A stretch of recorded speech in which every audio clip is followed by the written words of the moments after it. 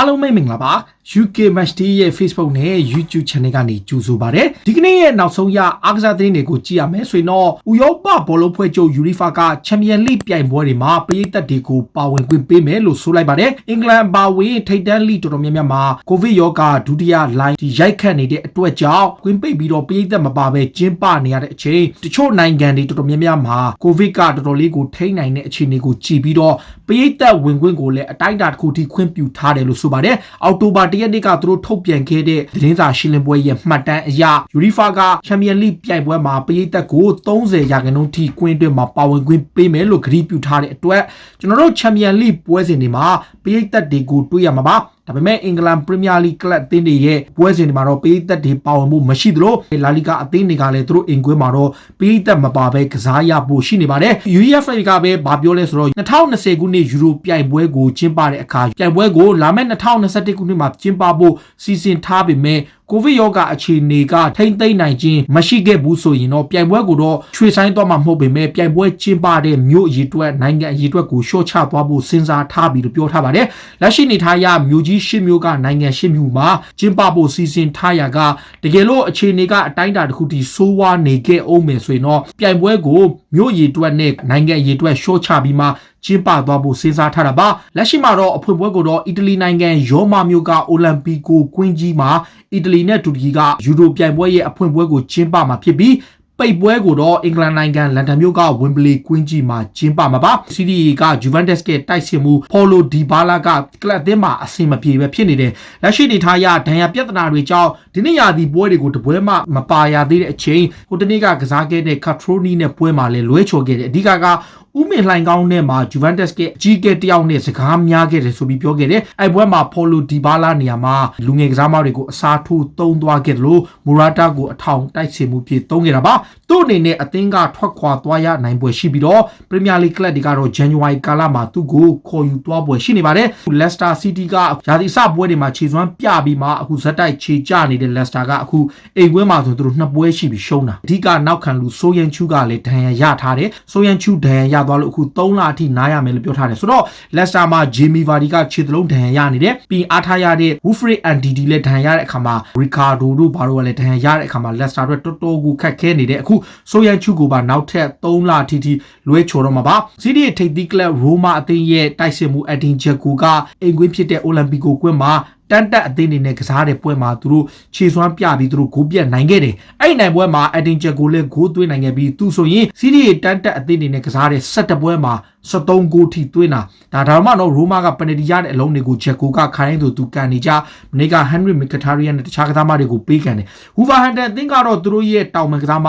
အဒါမာထရာအိုရီကိုစာချုပ်သစ်ချုပ်ဆိုဖို့လုပ်နေပြီး24နှစ်ပဲရှိတဲ့အဲ့ကစားသမားကပရီးမီယာလိကမန်ချက်စတာယူနိုက်တက်မန်ချက်စတာစီးတီးလီဗာပူးနဲ့ထိပ်တန်းကလပ်တွေအားလုံးကလိုချင်နေကြတာပါ2018ခုနှစ်တုန်းကမီဒစ်ဘော့ကနေယုံကြီးနဲ့ခေါ်ယူခဲ့တဲ့ဝူဗာဟန်တန်အသင်းမှာပဲတပတ်လောက်ခတသိန်းထိရမယ်စာချုပ်မျိုးနဲ့တက်တန်းတိုးဖို့လုပ်နေပါတယ်တစ်ဖက်မှာတော့ရာဦးဟီမီနက်စ်ကအနာဂတ်ကတော့မရေရာဘူးနောက်တစ်ခုကတော့လီဗာပူးအသင်းကတကြီးကနောက်ခံကစားမဗာဂျယ်ဗန်ဒိုက်ကဒုတန်ရာခွဲစိတ်ကူတာရတော့မှာဖြစ်လို့အနည်းဆုံး6လကနေ9လအထိနားယူရဖို့ရှိတာပါလီဗာပူးပြည်သက်တွေအတွက်စိတ်ပြက်စရာသတင်းဖြစ်လို့ဗာဂျယ်ဗန်ဒိုက်က ACL လို့ခေါ်တဲ့ဒီဒူးအယုကပရိုလီကိုစုပ်ပြတ်တက်သွားတဲ့အတွက်အဲ့နေရာမှာခွဲစိတ်ကူတာမှုပြုလို့ရမယ်ဒီအချိန်မှာလီဗာပူးအသင်းရဲ့ဂိုးသမားတစ်ယောက်ဖြစ်တဲ့အလက်ဆင်ဘက်ကာကတော့သူလည်း shoulder injury ဖြစ်နေရကနေနားနေရတယ်အောက်တိုဘာလကုန်မှာသူ့ကိုပြန်တွေ့ရဖို့ရှိပါတယ်လီဗာပူးရဲ့ဂန်နဝင်းနောက်ခံလူဟောင်းတယောက်ဖြစ်တဲ့ဂျေမီဘာရကာကဘာပြောလဲဆိုတော့ကလပ်အသင်းနေနဲ့ဗာဂျယ်ဗန်ဒိုက်နေရာမှာစောင်းရသည်မှာမဖြစ်မနေနောက်ခံလူတယောက်ကိုဝယ်ရမယ်လို့ပြောထားတယ်အဓိကသူ့နေရာမှာအစားထိုးဖို့တော်တော်လေးခက်ခဲနေတဲ့အချိန်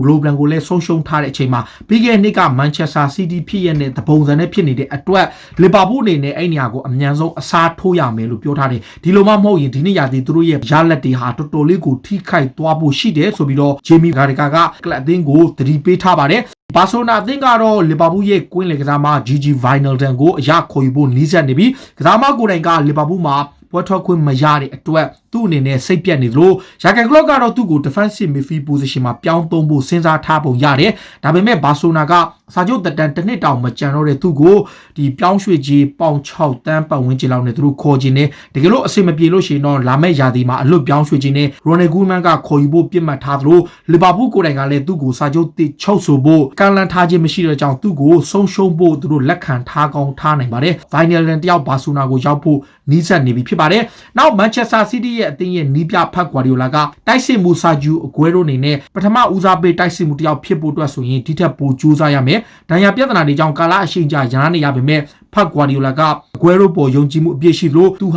ထိတ်တန်းအဆင့်ရှိတဲ့ကစားမဖြစ်စေမန်ချက်စတာစီးတီးရဲ့ဥဆောင်တိုက်စစ်မှုအဖြစ်ရှိစေဖြစ်တဲ့ကြောင့်သွင်းကိုတွေနဲ့တက်တီပြရမယ်လို့ပြောထားပါတယ်။ Tottenham Hotspur ရဲ့နီးပြဂျိုဆေမော်ညိုကတော့ဟိုတနေ့ကစပါက3ဂိုးပြတ်နဲ့ဝက်ဆန်ကိုနိုင်ပြီးမှလန်ဒန်ဒါဘီမှာနောက်ဆုံးမိနစ်မှာ3ဂိုးပြန်ပေးလိုက်ရတဲ့အဖြစ်ရနဲ့ပတ်သက်ပြီးတော်တော်လေးကိုခံပြင်းနေတယ်။မော်ညိုပြောထားတာကသူ့ကစားမတွေဟာစိတ်သက်ပိုင်းဆိုင်ရာကြန့်ခိုင်မှုအားနေတဲ့အတွက်ဒီလိုပွဲမျိုးကိုအဆုံးမတတ်နိုင်ပေနဲ့နောက်ထပ်အမှတ်ဆုံးရှုံးခဲ့တယ်။သူတို့နျူကာဆယ်နယ်ပွဲမှာလည်းဖြစ်ခဲ့ပြီးအခုဒီပွဲမှာလည်းဖြစ်ခဲ့တယ်။ဒါအပြင်ပထမပွဲဖြစ်တဲ့ Everton ပွဲမှာလည်းသူဖြစ်ခဲ့ပြီးနောက်ကျဂိုးနဲ့သူတို့ရှုံးထားတာဒုတိယပိုင်းမှာ Tottenham Hotspur ကစားမတွေရဲ့ပြဿနာကကြသွားတဲ့အခြေအနေကိုမော်ရီညိုနေနဲ့လုံးဝသဘောမကျတဲ့အခါသူ့ကစားမတွေဟာမိနစ်90အပြည့်တပွဲလုံးနိုင်ရဖို့အတွက်စိတ်သက်ပိုင်းဆိုင်ရာကြန့်ခိုင်မှုမရှိဘူးလို့သူဝေဖန်ထားတယ်။ Tottenham Hotspur ရဲ့နီးပြဟောင်းဖြစ်လို့အင်္ဂလန်လက်ရွေးစင်ရဲ့နီးပြဟောင်းဖြစ်ခဲ့တဲ့ Glen Hoddle က BT Sport နဲ့အင်တာဗျူးတစ်ခုမှာတော့တိုက်စစ်မှု Hurricane က Gareth Bale ကြောင့်ဒီထက်ပိုပြီးတော့ improve ဖြစ်လာမယ်လို့သူပြောထားတယ်။ Gareth Bale ကဟိုတနေ့ကဝန်ကန်တဲ့ပွဲမှာအပိုင်ဂိုးသွင်းခွင့်ရခဲ့ပေမဲ့သူလွဲချော်ခဲ့တယ်။ဒါပေမဲ့ Gareth Bale ရဲ့ quality ကိုအငင်းပွားပွဲရမရှိကြောင်းနဲ့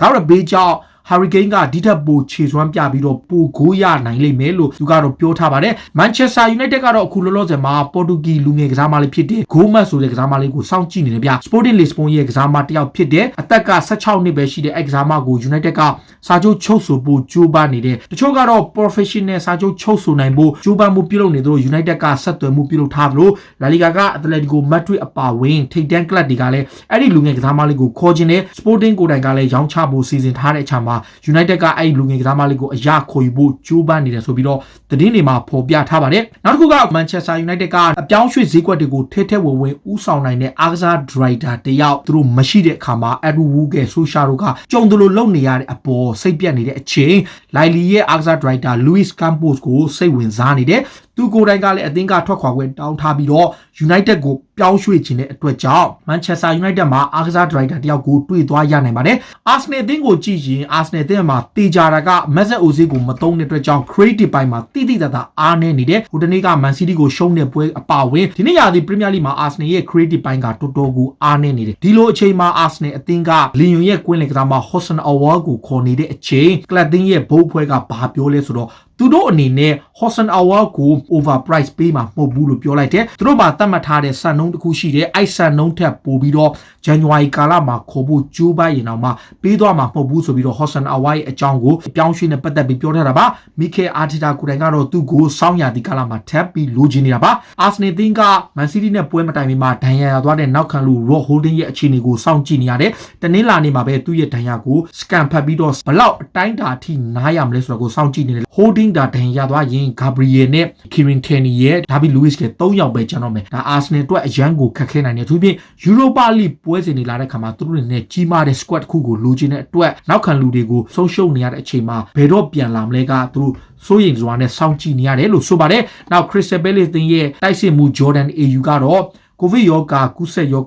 က်ခံထားရလို့သူ့အနေနဲ့တီးခြားနေထိုင်နေရပါတယ်။အာယူကလက်ရှိမှာဗြိတိန်နိုင်ငံရဲ့စီမင်းရ14ရက် quarantine ဝင်ရမယ်။ negative အဖြေထွက်မှာအသင်းနဲ့စပြီးတော့လေ့ကျင့်ခန်းတွေပြန်လဲဆင်းခွင့်ရမယ်လို့ပြောထားပါတယ်။နောက်ဒါဘီအသင်းမှာပရီးမီယာလိရဲ့ဂန်ဝင်ကစားမဟောင်းတယောက်ဖြစ်တဲ့ Wayne Rooney ကနီးပြကစားမအဖြစ်ဆောင်ရွက်နေတယ်။လက်ရှိနေထားရသူ့အနေနဲ့ကစားမဘွားကအပီးသက်နားသွားဖို့စဉ်းစားနေတယ်။ဘာကြောင့်လဲဆိုသူကကိုဗစ်နဲ့ပတ်သက်ပြီးနည်းနည်းလေး serious ထားပြီးတော့ sensitive ဖြစ်ပုံရတယ်ဗျ။သူ့အနေနဲ့ကိုဗစ်ဖြစ်လို့ရှိရင်သူ့သားသမီးတွေကိုဖြစ်လို့ရှိရင်အစိုးရကိုဝေဖန်မယ်ဘာညာပြောထားတာတွေရှိခဲ့သလိုဟိုတနေ့က positive ရှိထားတဲ့မိတ်ဆွေတယောက်ကသူ့အိမ်ကိုအလဲလာသွားပြီးတဲ့ပြဿနာပြီးသူကိုယ်တိုင်လဲ quarantine ဝင်ရဖို့ပြင်ဆင်နေရတယ်ဒီအတွက်ကြောင့်သူကအရန် serious ထားတဲ့အခါမှာသူ့အနေနဲ့ကိုဗစ်ရောဂါကူးစက်ခံရဖို့အရန်ကိုနီးစပ်အနေထားဖြစ်နေတယ်လို့ပြောထားတယ်ဗျဒါပေမဲ့ Rooney အနေနဲ့ဆေးစစ်မှုတွေတော့ထပ်ပြီးပြုလို့ရဖို့ရှိပါတယ် Newcastle အသင်းကပြီးခဲ့တဲ့ရက်ပိုင်းကမှတောင်မန်ကစားမစိတ်မက်ဆီမန်ကိုစာချုပ်တိချုပ်ဆိုလိုက်တယ်23နှစ်ပဲရှိတဲ့ကစားမက Newcastle ရဲ့နံပါတ်1အကောင်းဆုံးကစားမပါသူ့ကို6နှစ်သာစာချုပ်ချုပ်လိုက်တာကမှ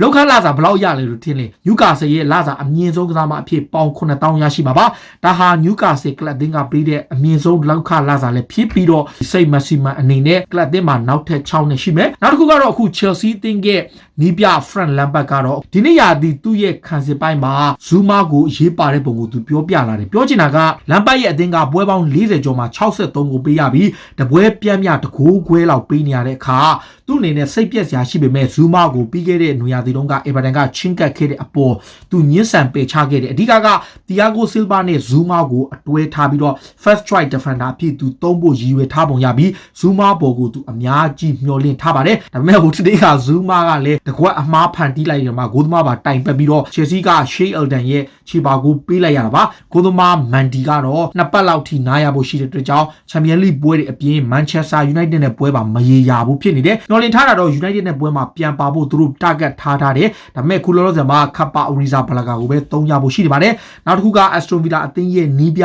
Dean Smith က Chelsea အသင်းကသူတို့ကို Ross Barkley ကိုအငှားချပြီးတဲ့အတွက်အရန်ကိုကျေးဇူးတင်ကြောင်းပြောထားတယ်။ Barkley ကအခုလောလောဆယ်မှာ Villa အတွက်နှစ်ပွဲကစားတာမှာ2ဂိုးသွင်းခဲ့သလိုဟိုတနေ့က Leicester နဲ့ပွဲကနောက်ဆုံးမိနစ်မှာသွင်းခဲ့တဲ့အနိုင်ဂိုးက Aston Villa ကို4ပွဲဆက်နိုင်ပွဲရပြီးတော့ဒုတိယနေရာကိုတက်လာစေခဲ့တယ်။အဲ့အတွက်ကြောင့် Chelsea အသင်းကိုကျေးဇူးတင်ကြောင်း Dean Smith ကပြောခဲ့တာပါ။ဒါတွေကတော့စိတ်ဝင်စားစရာနောက်ဆုံးရအားကစားသတင်းတွေကိုတင်ဆက်ပေးတာပါ။ခုလိုမျိုးစိတ်ဝင်စားစရာအားကစားသတင်းတွေကိုနားဆင်ကြတဲ့ကြည့်ရှုကြတော့ကျွန်တော်တို့ရဲ့ UK Match Day ရဲ့ Facebook နဲ့ YouTube Channel ကို follow လုပ်ထားကြပါလို့ပြောရင်းနဲ့အားလုံးကိုကျေးဇူးတင်ပါတယ်။အားလုံးကိုကျေးဇူးတင်ပါတယ်ဗျ